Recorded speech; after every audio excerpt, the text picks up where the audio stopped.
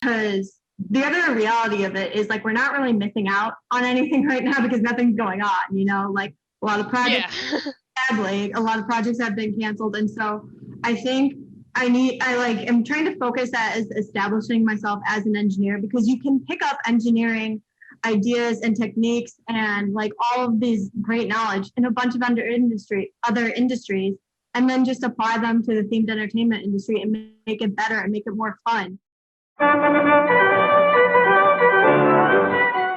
Welcome to the Attraction Pros podcast, where we discuss the latest trends and challenges facing the attractions industry today. We chat with some of the top leaders in the field and provide resources that will help develop your career in this great industry. I am Josh Liebman. I am obsessed with the guest experience and helping attractions make that their top priority for success. And I'm Matt Heller. I am passionate about organizational effectiveness, leadership development, and employee engagement. Now sit upright, hold on tight, and get ready for the Attraction Pros podcast. Hey, Matt, how's it going? It's fantastic, Josh. How are you? Always a great day when I hear that fantastic from you. Well, and you've heard it twice today, so hopefully it's a really great day. I can't wait for the third time. Well, it is fantastic because we have some really special guests today. We do. And in fact, to introduce who our really special guests are, I think we should back up a little bit. And a few months ago, at the time of this recording, we hosted a webinar specifically called Networking in a Pandemic. And one of the things that we announced at the end of that webinar was that we were looking to expand our team and offer a mentorship internship program specifically geared towards young professionals. And we got an amazing response from that. And what's very exciting is we have several of our new team members, really, who we are going to have the chance to talk to today, and that you're going to have the chance to be able to see and to listen to from some of our new Attraction Pros interns. And what's so exciting, and I'm so glad that these folks are now part of our team, because they can surpass us in so many different ways, right? Part of the reason that we did this is because we wanted to bring more people into the fold, but also to kind of reinvigorate us creatively and get some of their ideas. And so to hear from some of them in terms of their graphic design and their video editing and, all the different ways that they have, new and exciting ideas that we could never come up with, or it was way beyond our capacity to do. It's just so fantastic. And so today we get to hear from 5 of them, and we're going to hear from the other ones on a later episode, but we get to hear from 5 of them about some of the things they're going through right now as young professionals. Right. It's definitely a very unique time to be a young professional in the attractions industry, or, well, really in most industries these days, to be starting your career in an industry that is just taken a huge hit, obviously. And we don't need to get into the details or specifics. We've done plenty of that in previous episodes and previous content. But what's going to be really unique about this is hearing how these young professionals in the industry are staying engaged, that are keeping hope and are making very good use of this time to hone their skills and really set themselves up for a very successful career ahead as the industry, hopefully, continues to, rebound and emerge from the pandemic into 2021.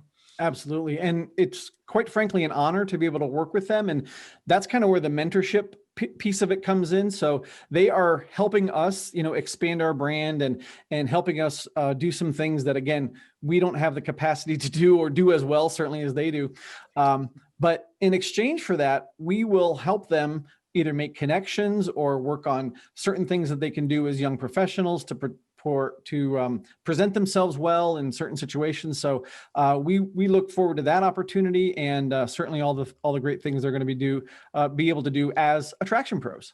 Yeah. So our quick request then to our audience is, as you're listening to this or as you're watching this, take note and pull up LinkedIn and add them and reach out. And, and these are people who are looking to continue to make connections within the industry. So to give a quick introduction to the individuals we have on today, we're going to be chatting with Fabiana Fonseca, Kate Kajawa, Megan Gannon, Paige Ryder, and Sam Bursick about, like I mentioned, what they've been doing to stay involved and stay engaged throughout this very interesting time in our industry and in our lifetimes. And here we go. Well, hey, everybody. It is great to see you all here on this lovely Zoom meeting, Hollywood Squares game, whatever you want to call it here. Great to all have you here. So this will be a really interesting conversation and video for what we'll be able to talk about today. There's definitely a lot of talk in the industry about what it's like to be a young professional during this time, whether those who are students, those who are recent grads, those who are just getting started in the industry during what is probably the most obscure time to get started, probably in most industries, but the attractions industry in particular. When I think back to when I started my career, I graduated college in the summer of 2009, which, if you all remember, was just the absolute bottom of the financial crisis. Things started to come up shortly after that, but it was also a very obscure time, and I feel like this is substantially even more awkward or more obscure to be beginning a career. So what I think would be a really important topic to talk about today is what you are all doing to stay motivated, to stay involved, to stay connected, and maybe even share some tidbits for what other professionals out there in the industry can do when either looking for work or looking for new jobs or looking to develop their career, or for those who are in the position who are hiring, who are looking to bring on talent in the near future as we start to emerge out of the pandemic. So let's just start with this question right here, and whoever wants to take it first, feel free to take it. But let's talk about just kind of starting with, how has your career been impacted by the pandemic? So would anyone like to start with that one and shoot out of the gate? I can. Oh, go ahead, Kate. Okay. Yeah, so that's a loaded question, I'm sure, for everybody on this call. But I got the best news of my life and like the worst news of my life on like March 15th or something like that. I was on spring break, and I got an email from my college saying that classes were going to be online for the rest of the semester. And then I also got an email from Universal Studios Hollywood saying, congratulations, you just got a full-time mechanical engineering position. And so it was a roller coaster, but it was crazy cool and crazy fun, but also just really gross. And so throughout, I was still planning to go to Universal. July came, I started my job, and then I worked for about a month or so, and then was placed on the furloughs from, the big Comcast company, and I was then out of the job. And so I was in Los Angeles. I had moved all my stuff out there. I'd gotten a roommate, started my first big girl life, and was kind of reeling back from that and trying to figure out, okay, now what am I going to do?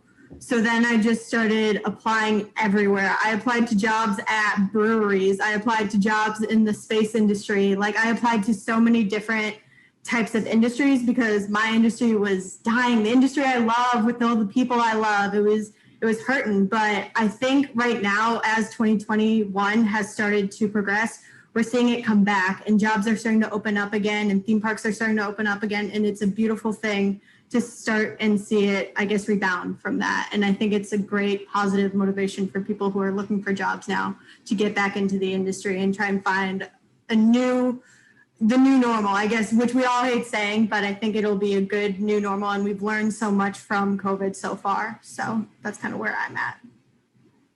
Yeah. Awesome. Paige, I think you wanted to go as well. Well, way to adapt, Kate, and stay positive during a very, very challenging time. I can't even imagine. I was a little bit luckier in that I've been in the automotive industry since 2016 myself. No. And so that industry, while impacted, wasn't impacted as hard.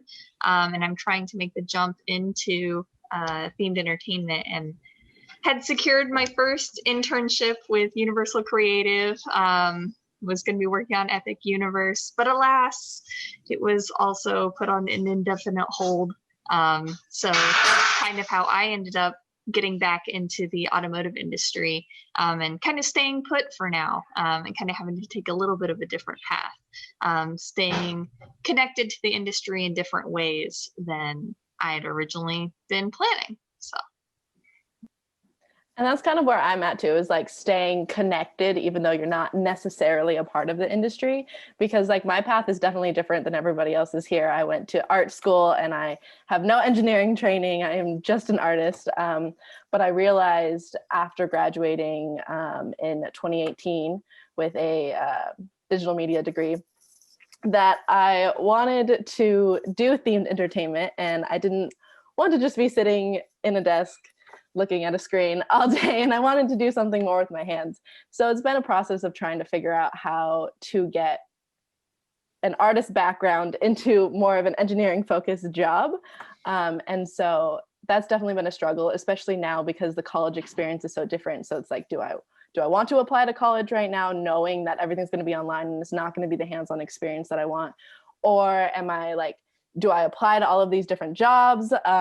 Things like that. So it's been difficult that, of course, the 2020 pandemic collided exactly when I decided I wanted to switch industries.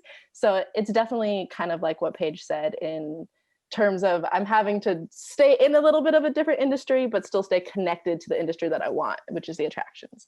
Mm-hmm. Mm-hmm.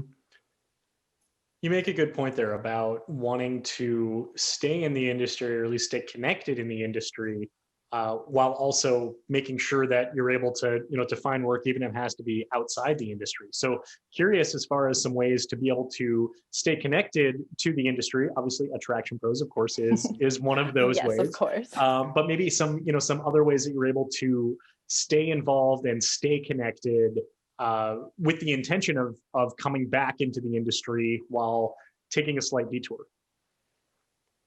One of the ways that I found I was able to really stay connected was through LinkedIn. That's really the only social media I'm on, and I try to keep up with it every day and check in, because you really do, based on who you're connected with, you'll see, what's going on with other people, and you can kind of see trends for jobs and who's hiring and who's getting laid off, unfortunately. And I really just during this time would reach out to random people and try to connect with them and introduce myself. And the worst that could happen was they either say not interested or they just ignore me. So I really, really use LinkedIn to try to get to know more people, try to expand my network, and also try to learn skills. If you have access to LinkedIn Learning, that's something that is also a really good tool. And LinkedIn is actually how I found the Attraction Pros and how I was able to get involved with this. So I would highly, highly recommend getting involved in the industry that way, because it's virtual and it's safe. Mm-hmm. I got involved a little differently. I got involved with like some of the conventions. I heard about AIMS International, which is one of the major conventions in the industry, along with ASTM and IAPA, but more focused on the learning side, especially teaching mechanics and electricians to get their yearly renewal. And it was their first time leading online, and they needed some moderators and some help with the online integration. And I was like, before this, I've ran a lot of communities before online, with around the world. Like I used to own a gaming community that had over 2,000 members from 78 different countries.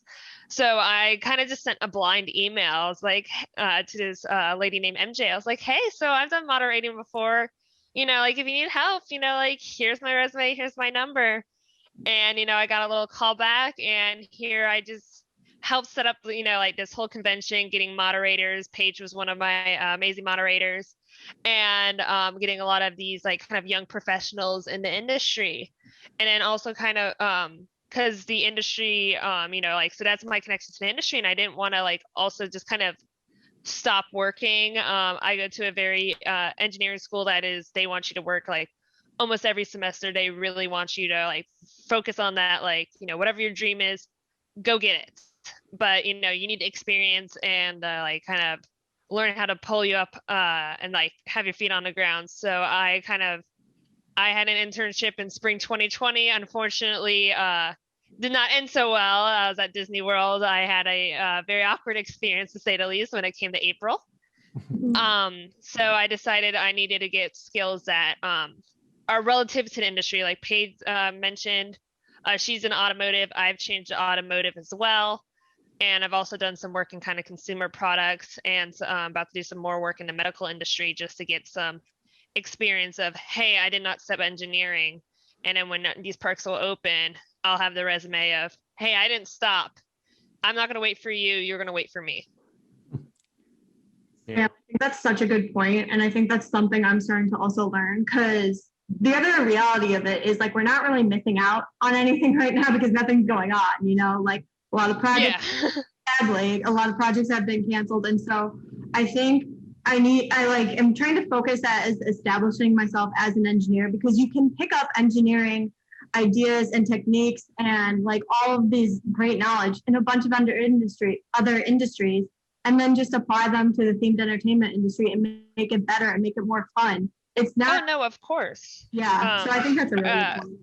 Little tangent, because one thing with a bunch of workers, when I tell them, oh yeah, I was an engineer at Disney World, you know, they're like, sometimes it's either like, oh, that's the coolest thing I ever heard, or like, how much engineering do you really do at Disney? Like, there's engineering, I know about Imagineering, but that's, you know, different. Also, they keep calling me Imagineer. I'm like, technically not that. But a thing is just like what people don't notice, because I use a lot of robotic arms, like Funk arms and stuff, and I'm like, well, let me take Harry Potter Forbidden Journey for example. That is just one large KUKA arm. Some madman at Universal went up to like some manufacturing equipment. And you're like, hey, you know that thing that we use for soldering cars and grabbing giant equipment and moving it 5 feet? Let's duct tape children to that. And see, I didn't realize that was used outside of theme parks. I thought that was invented for rides. No, it's a manufacturing staple. That's how, like, if you need to move anything, it's like manufacturing 101. If you need a robot, you get a Funk arm or a KUKA arm. We use them every day at my plant. I've been programming them. I'm the worst person at holding that dead man switch. That robot's probably fought. It's killed me 40,000 times already. But like, I'm telling these people, I'm like, yeah, so this is exactly how Forbidden Journey works. And they're telling me the story about somebody with one of the companies did that, where they were fooling around and made a seat at the end of the arm. It got blacklisted just because they weren't themed entertainment. And I'm like, no, that's actually $1 billion idea. People were like waiting like 24 hours to get in line just to ride this like 4-minute ride. Say what I love about that is the innovation that is behind that, and just kind of the, hey, let's try it. Let's think about, you know, something a little differently. And I think we've all had to do that. So I think one of my questions for the group is, how have you had to think about your life differently? You know, whether it's moving back to a certain place, or, you know, you've mentioned already kind of moving into different industries, but just kind of things that you may have thought were going to be your career for a long time, and now you've got to completely rethink that. So I'm curious about how that thought process has changed. I mean, at least with my thought process is what I use with a lot of examples and stuff is, I'm going to become an engineer first, an Imagineer or whatever, theme park engineer, whatever rolls off the tongue better later. Because at the heart of it, at least for engineering, it's, I want to make something that is the safest process possible and also the most efficient. And just because I can't do that right now in theme parks, I can use the same technology that I'm using in, let's say, automotive, which sometimes it's literally the same exact technology. You're just using it in, I guess, the intended purpose by the company.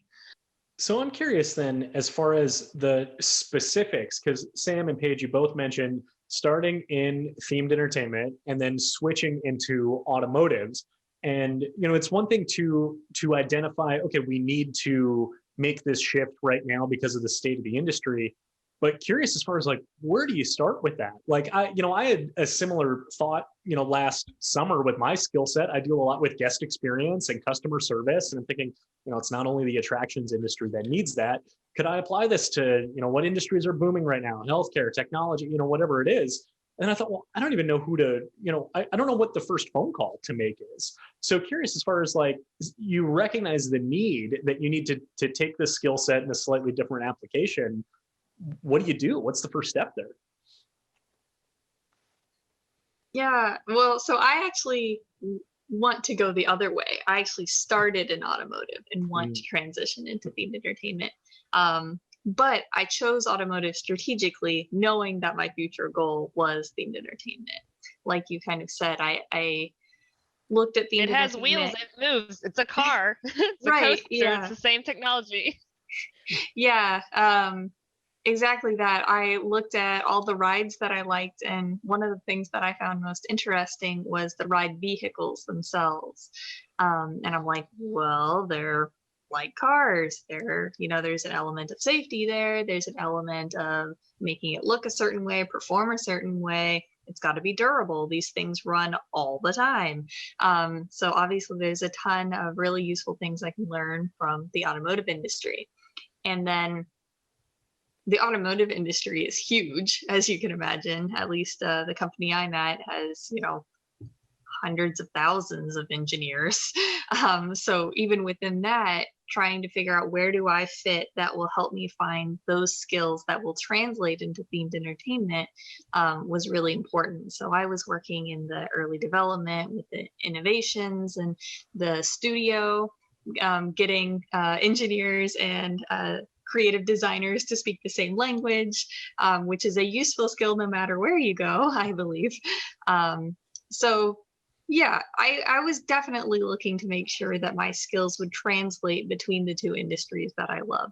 And that was just kind of doing a lot of the way I figured out what skills I needed was by looking at job postings of future jobs that I'd love to apply to and be like, okay, I checked that box. I'm not so sure about that one. Where can I go within my company? What can I volunteer for that will get me those sorts of skills? So that's one approach that I've taken. With my approach, I had some internships before Disney that were in manufacturing before.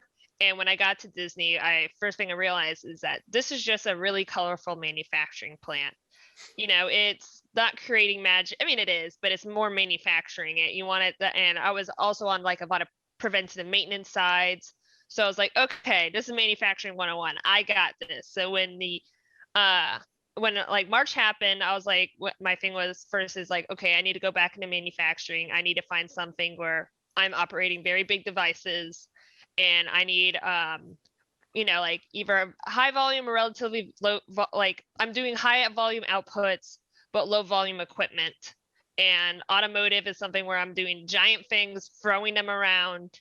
And, I'm still doing a lot of safety stuff for either our operators or mechanics or the future driver that will be in that car. And I'm like, well, that's kind of themed entertainment in a nutshell. Like Paige was saying, you're looking at vehicle safety, but now I'm looking at more of using my skills from Disney is like, vehicle safety is a big thing, but I need to also look at operator safety. I need to look at mechanic safety of when you need to stick your head in that coaster, you don't die. How can I do that the same thing with some type of arm over here? How can I program this to be the best it can? What skills can it's just a different skin. I mean, everything I've seen at this plant, I can point that out and be like, we've used this exact same thing at Disney. Mm-hmm. I've done this exact same thing before. I'm just doing car parts instead of guests or flying hot dog on Mickey Minnie. My projects sound a lot more serious and less goofy, but it's the same exact project. What else? What other thoughts on being able to use the skills that you have with the long-term goal of being in the attractions industry and the themed entertainment industry, but really leveraging those, right now and kind of keeping to hone those and sharpen those skills to make sure that when there hopefully is a hiring boom coming, hopefully sooner rather than later, that that you'd be at the top of the list for people to call and say, I need to, need to call this person from their resume because they took the time during the pandemic to hone these skill sets. So curious as far as other ways that you all have been able to do that. I also think that it's important not to lose sight of the industry as well. I know it's really difficult to get jobs right now and even to just maintain jobs in the industry. But I know for me personally, I'm so motivated to have my career be just the attractions in the theme park industry. And I was unable, after I got laid off from Disney, I couldn't find a job for 10 months. I had interviews, I got ghosted. I would get emails from recruiters and then hear nothing. But when I eventually did find a job, I found it with Peacock TV, which is part of NBC Universal. And they're actually part of the Comcast umbrella, which has Universal Orlando Resort and Universal Studios Hollywood and the international parks under it. So my thought process with getting a job in there is technically it is entertainment, it's television, and also there may be people that I meet within this job that have either worked for the parks in the past or know people that work for the parks. So I think it's really important if you are going to try to find a job outside of the industry, still remember that networking is one of the best ways to get ahead, because that was kind of my thought process in jumping into a new role was, can I meet people here that can help me get back to where I'm trying to go?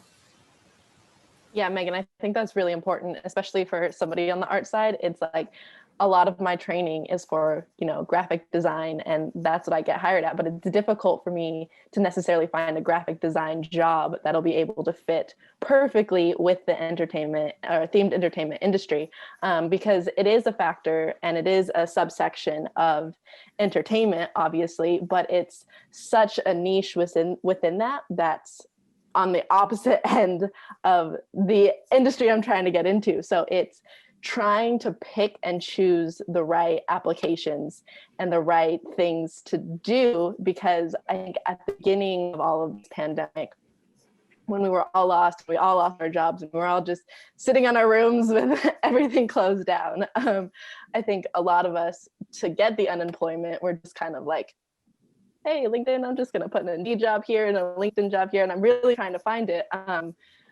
And so you're just applying to the jobs for the sake of applying to a job. And I think it's really important to not do that and to specifically look at, like you were saying, Megan, how can this particular job help me in my future, and how can it relate my skills back to the industry that I want to go into? And I think that's something that I'm struggling with and I'm trying to definitely do, but it's something that's really important to do.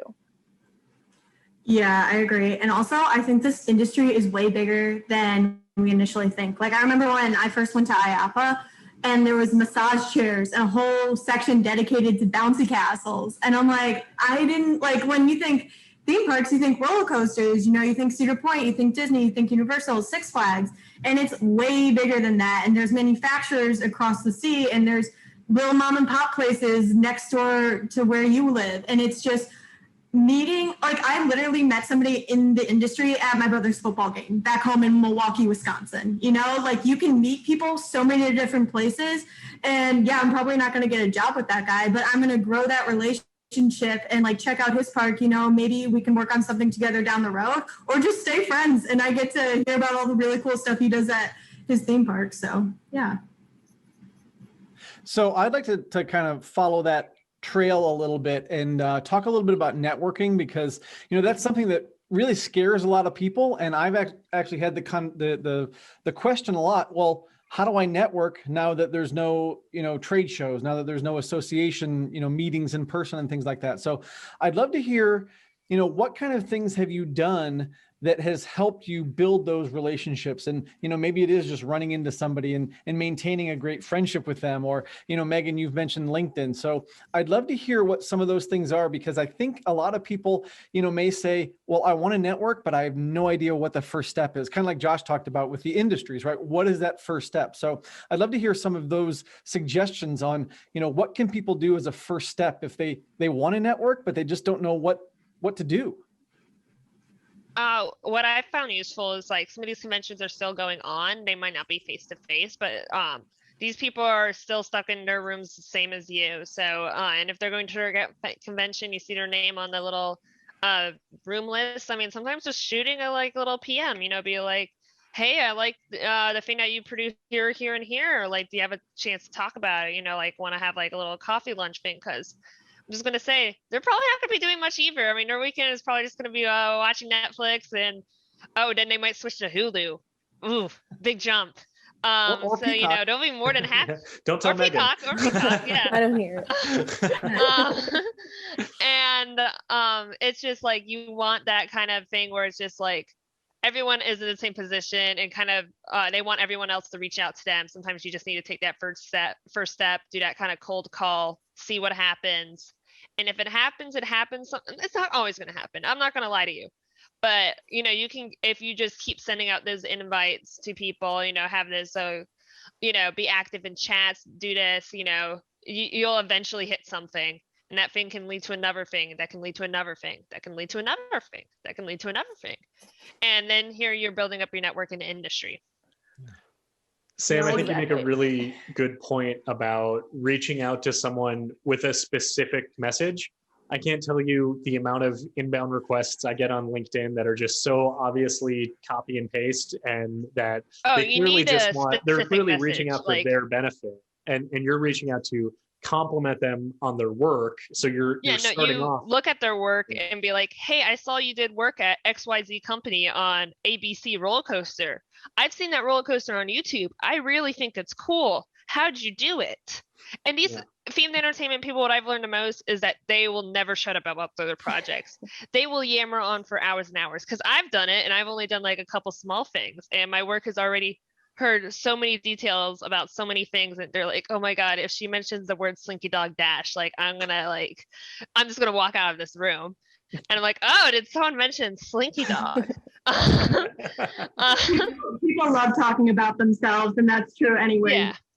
I also think it's really important to kind of like we had a business seminar class at my art school, which I think was really important because we're artists, so we don't know how to talk to people. But I think what I learned is that you have to find things that you're passionate about, and then find the people who worked on that and reach out to them. Because if you can share your passion, then you're connecting with them on a personal level, because art is always personal. So I think that's really important. And I also think it's really important to just kind of like, you know, shoot them a message or cold call or whatever. And you have nothing to lose when you do that. You really don't.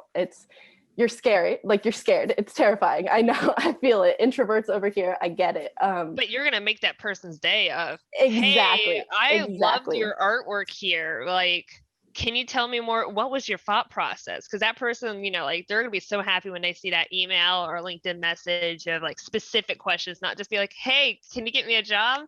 You know? Exactly. And I learned a lot. I don't know if you guys have seen the movie We Bought a Zoo, which was forever ago, right? Yeah, but there's a quote in it that just says, 10 seconds of courage, that's all you need. And I like live by that. Whenever I'm freaked out and I don't want to do something, I'm like, I just need 10 seconds of courage, and then I can go hide in a corner. That's all I need. Fabiana, I really love that point, the 10 seconds of courage. I always live by, the worst that can happen is they say no in the same way. So if you reach out to someone, they either ignore you or they're just not interested. And one thing that I think somebody mentioned is really important with networking. I think people have this idea of networking that I'm going to meet somebody, they're going to give me a job, and then I'm going to get the job. That's not the reality. Sometimes you can just meet people and introduce yourself just to have a connection, just to have somebody to share common interests with. And I think that's really important. So if you're going to say hi to someone, maybe they don't work at the company you want to work for, but just reach out and ask them about themselves, ask them about their job. Maybe they're not in the industry. Maybe you want to be in theme parks and they're in escape rooms. It still doesn't hurt to get to know them. And who knows, maybe you'll make a friend, maybe you'll make a connection. And yes, you never knew whose uncle's cousin's dog works at the company you want to work for. Exactly. So don't always network with the idea that this person is going to get me a job. Sometimes just get a connection just to have either a friend or somebody to share common interests with. Their uncle's cousin's dog could be Slinky Dog, right, Sam? And we're back. Did someone mention Slinky Dog? Again, I think you make a really good point as far as, reaching out to people and not having this assumption of this very quick linear experience from introduction to job.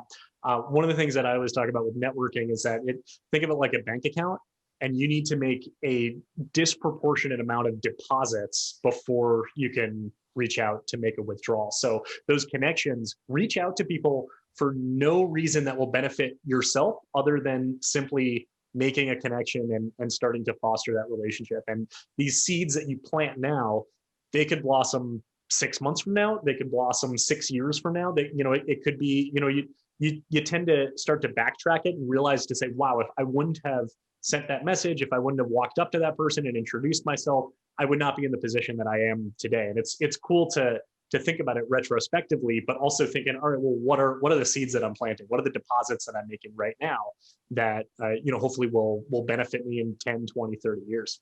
Yeah. Well, and I think the mindset that Megan talks about, when you think, if this person is going to get me a job, then I am so much more nervous than just making a connection with someone or talking about our favorite roller coaster or talking about our favorite flavor of funnel cake, whatever it is, right? That puts you so much more at ease than thinking, this is it. This is the person that's going to get me a job and I'm going to stay there for 30 years. Because that's not going to happen either. So, take that weight off your shoulders and just remember, it's just a connection. And even if, and I don't want to put this lightly, but even if all you get is a friend out of it, that's still pretty cool, right? Yeah. And one thing that I learned really well from a sorority sister is the best way to find jobs is not to kind of go hammer people for jobs, is that you want to be the person that everyone wants to get a beer with. They always want to talk to you. They always want to hang out with you.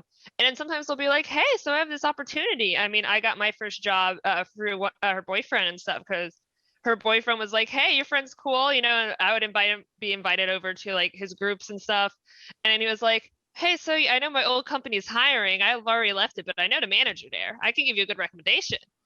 And I was like, yeah, sure. And I got the job, and that was my first internship, and who knew that I actually got it through because I knew somebody who was known at my university as the Jello shot king.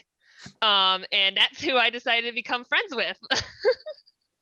So if there was one last piece of advice that you all would have for a young professional out there today, what would that be? Don't be scared.